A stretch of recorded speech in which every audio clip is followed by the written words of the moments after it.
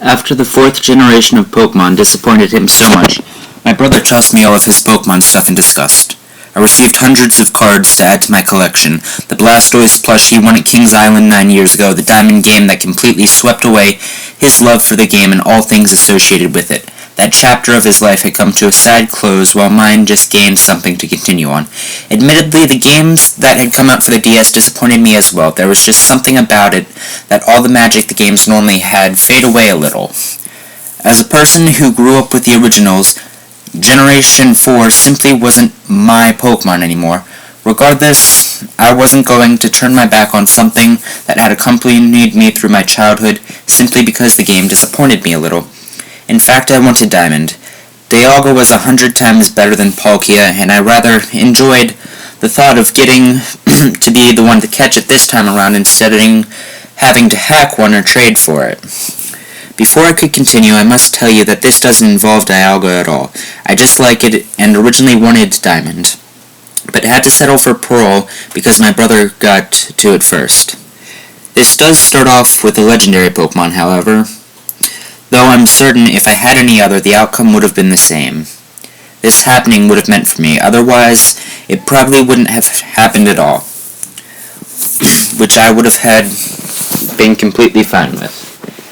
I started up his save game to see what all he had. His save information said he had all the Pokemon in his decks, even the ones that had yet to be released through wireless events, which reminded me that he really enjoyed using action replay codes to enhance his gaming experience. That was probably the only thing that caused him to keep the game for as long as he did. But even cheating gets old after a while.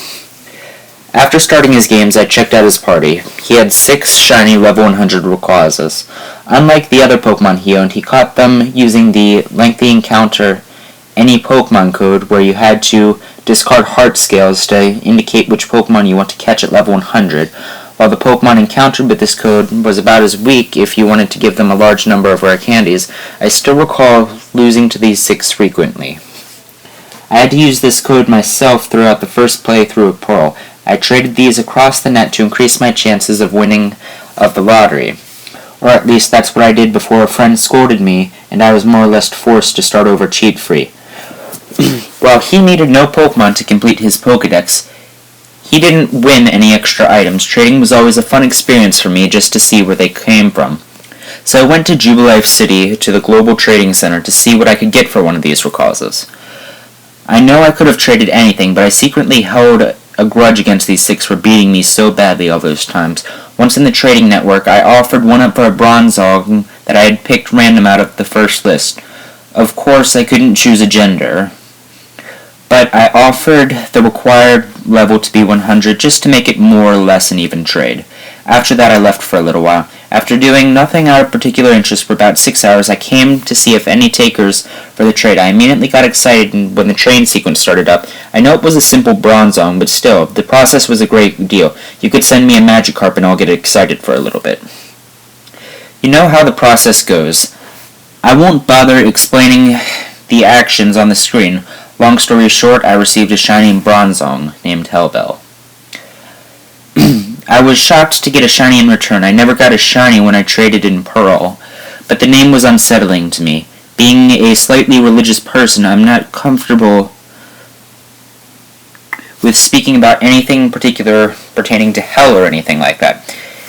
Even writing this makes me feel like I'm provoking a similar event to happen. Let's just hope this functions as a learning experience for you, and not something else for me.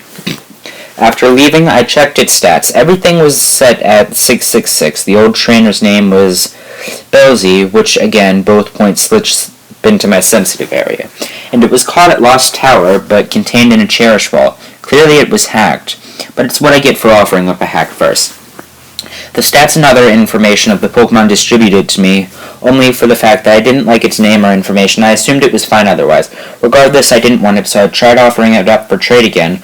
This would be where I'd gladly accept a Magikarp, but each time I tried to put it into GTS, the game informed me that the Pokemon couldn't be offered up for trade.